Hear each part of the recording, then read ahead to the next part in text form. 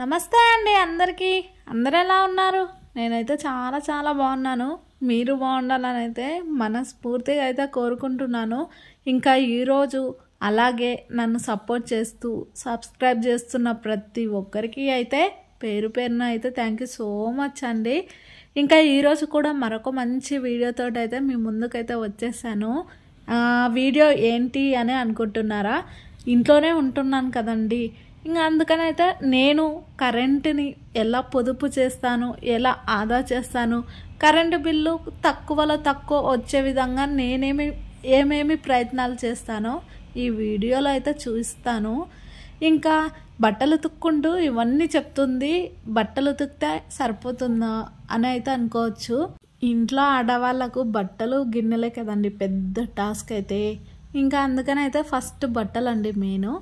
బట్టలు వాషింగ్ మిషన్లో వేస్తే ఆ వాషింగ్ మిషన్లో కరెంటు ఫుల్గా కాలుతుంది.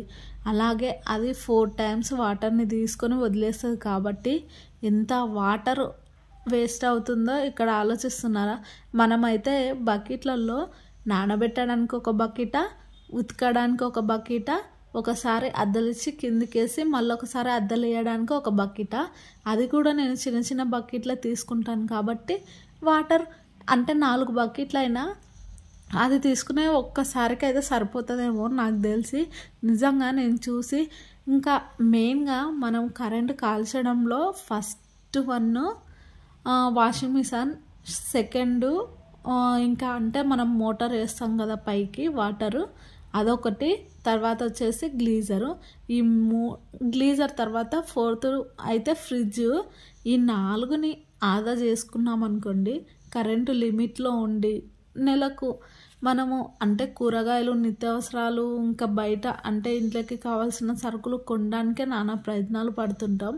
మధ్యతరగతి వాళ్ళం కాబట్టి ఎన్ని ఉన్నా లేకున్నా చూసుకొని ఆదా చేసుకున్నాం అనుకోండి, మన ఫ్యూచర్, మన పిల్లల ఫ్యూచర్ అయితే చాలా బాగుంటుంది అనేది నా ఉద్దేశం. ఇప్పుడు నేను ఎటు బయటకు వెళ్తలేను. యూట్యూబ్ స్టార్ట్ చేసిన పిల్లలున్న మనము అంటే మనసుంటే మార్గాలు ఎన్నో అంటాం కదా.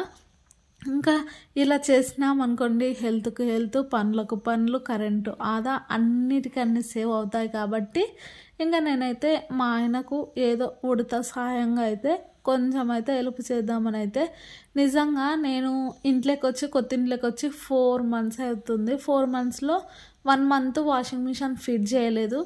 అప్పుడు నార్మల్గా ఎంత వస్తుండే అంటే 400-500 వస్తుండే. ఇంకా వాషింగ్ మిషన్ ఫిట్ చేసినాక నెలకు 1200-1300 ఇలా అవుతుంది.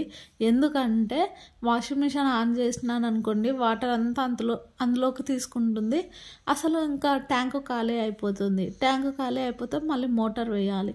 మోటార్ వేస్తే కరెంటు మెయిన్గా కరెంట్ ఎక్కువ కాలడానికి మనం వాటర్ ఉంటుంది కదా మోటారు, అదేనండి. దాన్ని పొదుపు నేను వాషింగ్ మిషన్లో బట్టలు వేయకుండా 2 రోజులు వాటర్ని అంటే మోటార్ 2 రోజులకు ఒకసారి వేసుకుంటాను. అదే వాషింగ్ మిషన్ వేసాను అనుకోండి, ఒక్క రోజుకి ఒకసారి వేయాల్సిందే మోటారు. ఇంకా అందుకనే నాకైతే అస్సలు నచ్చలేదు. ఇంకా ఇంట్లోనే ఉంటున్నాను. పాపం తనైనా ఎంత అంటే సేవ్ చేస్తాడు చెప్పండి. ఇంకా అటు షాప్కి వెళ్ళి అన్నీ చూసుకొని మళ్ళీ ఇంట్లోకి వచ్చి నిజంగా ఇంట్లో సరుకులు కొనడానికి కూరగాయలకే ఎంత లేదన్నా 500-600 అవుతుంది. తర్వాత నూనె క్యాన్స్ ఇవి అవి అంటే ఎంత అమౌంట్ అంటే అంత అమౌంట్ అవుతుంది. ఇంకా నాకైతే అస్సలు నచ్చలేదు. పిల్లల్ని పెట్టుకొని ఎలాగోలా ఈ యూట్యూబ్ ఉన్నా ఏమున్నా మనం మనసుంటే మార్గాలు ఎన్నో అన్నట్టుగా నేనైతే ఫిక్స్ అయిపోయాను. ఇంకా బట్టలు అయితే వాషింగ్ మిషన్లో వేయను. మరీ ఏమో అంటే ఇంకా జ్వరాలు వచ్చి పిల్లలు సుస్థి ఉండి నేను సుస్తూ ఉంటే తప్ప వాషింగ్ మిషన్లో మాత్రం బట్టలు అయితే వేయదలుచుకోలేదు. బట్టలు వేయకుండా ఉంటే కరెంటు ఆదా, అమౌంట్ ఆదా, అన్నిటికన్నీ ఆదా. ఇంకా ఇక్కడైతే ఫస్ట్ బట్టలు అండి. బట్టలు ఇలా ఉతికేస్తాను నేనైతే. ఇంకా ఎందుకంటే కరెంటు ఎక్కువ పవర్ కట్ కాదు కాబట్టి ఈ బట్టల్ని ఓ పని అయిపోతే తర్వాత ఇంకేముంటుంది చెప్పండి, గిన్నెలు. ఆ గిన్నెల్ని కూడా ఎలా పొదుపు చేసుకోవాలో నేనైతే చెప్తాను. ఇదండి. ఇలా అయితే నేను కరెంట్‌ని సేవ్ చేయాలని అయితే అనుకుంటున్నాను. ఏదో నాకు తెలిసినవి మాత్రమే చెప్తున్నాను. వీడియో మంచిగుంటే లైక్ ఇవ్వండి. లేదనుకోండి మీకు తెలిసినవి ఏవైనా ఉంటే కూడా నాకు కామెంట్‌లలో చెప్పండి. నేను అంటే సరి చేసుకుంటాను. ఏదైనా మనము ఏది తెలియదు కదా. మీరు చూసే వాళ్ళకి ఆల్మోస్ట్ అన్నీ తెలుస్తుంటాయి కాబట్టి ఇట్లా కాదండి ఇలా చేసుకోండి అంటే మీ మాటలు విని కూడా నేనైతే మీ సలహాలు నాకు ఎంతో విలువైనవి కాబట్టి నేనైతే ఖచ్చితంగా మార్చుకుంటాను.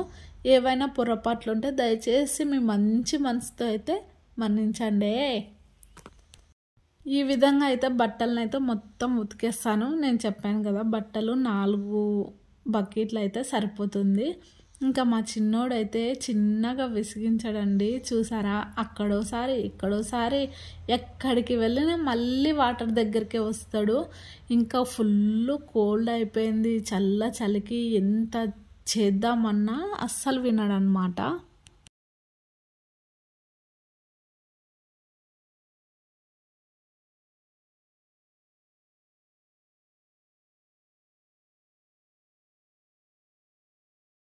ఇలా 4 బకెట్లు అయితే ఎన్ని బట్టలైనా ఈజీగా అయిపోతాయి. ఇంకా మా చిన్నోడు ఇంకా ఎక్కువ విసిగిస్తుండు కాబట్టి కొంచెమే మధ్యలో ఏమైనా ఊర్లినా కొంచెం అయితే మంచి మనసుతో అడ్జస్ట్ అయితే అయిపోండి. చిన్నోడు అంటే జారి పడతాడని కొంచెం అయితే టెన్షన్ అండి. మెయిన్గా అయితే నిజంగా ఒకవేళ ఖాళీగా ఉంటే ఇంట్లో మాత్రం ఆ వాషింగ్ మిషన్ జోలికి మాత్రం అస్సలు పోకుండా ఉంటేనే చాలా మంచిది అనిపిస్తుంది నాకైతే. ఎందుకంటే చాలా అసలు పిప్పి అయినా మంచిగా అయినా బట్టలు వస్తాయంటే అది కూడా ఉండదు. పిప్పి అయిపోయినట్టు అనిపిస్తుంది. మనం వాషింగ్ మిషన్ వేయడం వల్లనే కరెంట్ ఎక్కువ కాలడము, ఇంకా మోటార్ వేస్తే ఇంకా ఎక్కువ కాలడం ఇలా అయితే అవుతుంది.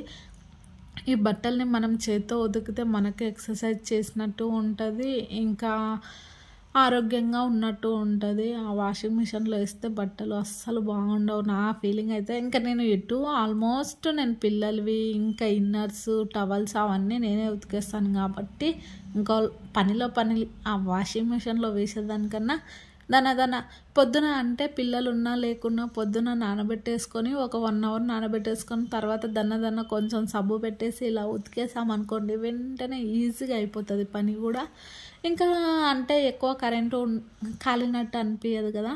మా చిన్నాడు చూసారా ఏదో నోట్లో పెట్టుకున్నాడు కదండి, నేను చూసలేను ఇంకా తీసేసానులేండి. ఇంకా మనము ఉతకడమే మెయిన్ కాదండి, ఉతికిన తర్వాత బట్టలను ఎలా ఆరేస్తున్నామో అది కూడా ఇంపార్టెంటే. ఎందుకంటే ఐరన్ చేసే టైంలో సింపుల్గా అయిపోతుంది అన్నమాట.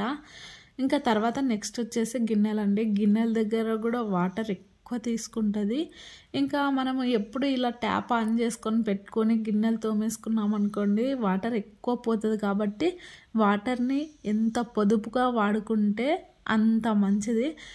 ఒక సామెత ఉందండి, తెలుసా మీకు? ఎవరికైనా తెలిస్తే చెప్పండి, నేనైతే చెప్తాను. వాటర్ని ఎంత వాడితే అంత అమౌంట్ ఖర్చు అవుతుందంట. మా అమ్మ ఊక అనేదన్నమాట చిన్నప్పుడు నా దగ్గర. ఇంకా నేను మామూలుగా వాటర్ని ఎక్కువ ఏమీ వాడనులేండి, నార్మల్గానే వాడతాను. అది ఉన్నా లేకున్నా. అప్పుడైతే మా ఇంటి దగ్గర అయితే, మా అమ్మ వాళ్ళ ఇంటి దగ్గర అయితే అసలు ట్యాప్స్ అనేదే ఉండదు. పొద్దున భగీరథ నల్లనే వస్తుంది అనమాట. పొద్దున 6కి వచ్చి 7:30కి 8కి అట్లా బంద్ అవుతుంది అనమాట. నాకు వాటర్ వాల్యూ బాగా తెలుసు కాబట్టి నేను వాటర్ని అయితే అస్సలు వేస్ట్ చేయను. ఫస్ట్ అయితే గిన్నెలు వేసుకున్నప్పుడే నీట్గా ఇలా అయితే కడిగేసుకోవాలి ఒకసారి. తర్వాత కొంచెం నీళ్ళని చల్లుకొని కొన్ని వాటర్ పెట్టేసుకొని ఇలా పెట్టుకొని గిన్నెలన్నీ తోమేసుకుంటే వాటర్ అయితే ట్యాప్ని ఎక్కువసేపు తిప్పేసి పెట్టుకున్నా లేకుంటే ట్యాప్తోనే గిన్నెలు కడిగేసుకున్న వాటర్ అయితే ఎక్కువ అయితే అవుతాయి. ఇలా ఒక గిన్నెలో తీసుకొని ఇంకో చిన్న గిన్నెలో తీసుకొని ఫస్ట్ దానిలో కడిగేసుకొని ఇలా కడిగేసుకుంటే వాటర్ సేవ్, గిన్నెలు కూడా తొందరగా అయిపోతాయి, వాటర్ కూడా ఎక్కువ క్వాంటిటీ అయితే అయిపోదండి. నేను ఎప్పుడు చేసుకున్నా ఈ విధంగానే చేస్తాను. వాటర్ని చాలా సేవ్గా, అంటే మనకు వాటర్ ఉంది కాబట్టి తెలుస్తలేదు కానీ వాటర్ లేని వాళ్ళ అంటే నేను మా చిన్నప్పుడు అయితే అస్సలు వాటర్ దొరికేది కాదు. బోరింగ్లకు వెళ్ళి అలా అయితే తెచ్చుకునే వాళ్ళం అనమాట. ఇక్కడ ఇంకా అత్తమ్మ వాళ్ళ ఇంటికి వచ్చినాక అంత పరిస్థితి ఏం లేదు, ట్యాప్స్ అవి ఇవి ఉన్నాయి కాబట్టి వాటర్ గురించి అంత తెలియదు, కాకపోతే మనమైన పిల్లలకి కూడా వాటర్ వాల్యూ, వాటర్ గురించి అయితే ఖచ్చితంగా చెప్పాలి. ఇంకా నేను ఇంట్లోనే ఉంటున్నాను కాబట్టి బయటకి ఎక్కడికి వెళ్ళను. ఇంట్లో చిన్న చిన్న పొదుపులు ఇలా సేవ్ చేసుకుంటూ ఉంటేనే మన నెక్స్ట్ అంటే మా ఫ్యూచర్, అలాగే మా పిల్లల ఫ్యూచర్ చాలా బాగుంటుంది. ఇంకా ఏది ఖర్చు పెట్టాలన్నా ఏది చేయాలన్నా మన చేతుల్లోనే ఉంటుంది. ఇంకా అంటే అబ్బాయిలు ఏముంది చెప్పండి, ఏవి తెమ్మంటే అవి తెస్తారు, ఏవి చేయమంటే అవి చేస్తారు. వాళ్ళని అనే దాంట్లో తప్పే ఉండదు. ఇంట్లో ఉండి మనం ఏ విధంగా సేవ్ చేసుకుంటున్నామో ఆడవాళ్ళు ముఖ్యంగా ఈ విషయాలలో మాత్రం ఖచ్చితంగా అయితే తగిన జాగ్రత్తలు అయితే తీసుకోవాలి. ఎందుకంటే మన భవిష్యత్తు మంచిగా ఉండాలి అంటే మాత్రం ఖచ్చితంగా అయితే ఇలా అంటే పొదుపు, ఏ పని చేయకుండా ఇంట్లో ఉండడం కూడా ఒక పనే అండి. పని పాట లేని మనము అని చాలామంది ఎగతాళి చేస్తుంటారు. ఇంట్లో ఉండి ఇవన్నీ కరెంటుని పొదుపు చేసామనుకోండి ఈజీగా అయితే ఖర్చులన్నీ తగ్గిపోతాయి. ఇంకా అంతేకాకుండా ఇప్పుడు జ్వరం వచ్చినా లేదనుకోండి, వేరే ఏదైనా ప్రతి దానికి అమౌంటే. అందుకని ప్రతిదీ చూసుకొని వాడుకున్నామనుకోండి జీవితంలో చాలా ముందుకు వెళ్ళవచ్చు. అలాగే ఏ ఇబ్బంది లేకుండా ఉన్న దాంట్లో చాలా సంతోషంగా ఉండవచ్చు. ఈ విధంగా అయితే గిన్నెలు మొత్తం కడిగేసుకుంటాను, చూసారు కదా మీరు. ఇక నెక్స్ట్ వచ్చేసి గ్యాస్ స్టవ్ అండి. గ్యాస్ కాడ కూడా మనము ఎప్పుడైనా కానీ స్లిమ్లోనే పెట్టుకోవాలి మంటను. మరీ హెవీగా కానీ మరీ తక్కువ కానీ పెట్టుకోరాదు. అలా అయితే గ్యాస్ ఈజీగా అయితే సేవ్ చేసేయచ్చు. ఎక్కువ గ్యాస్ పెట్టామనుకోండి తొందరగా అయిపోయే ఛాన్సెస్ ఉంటాయి.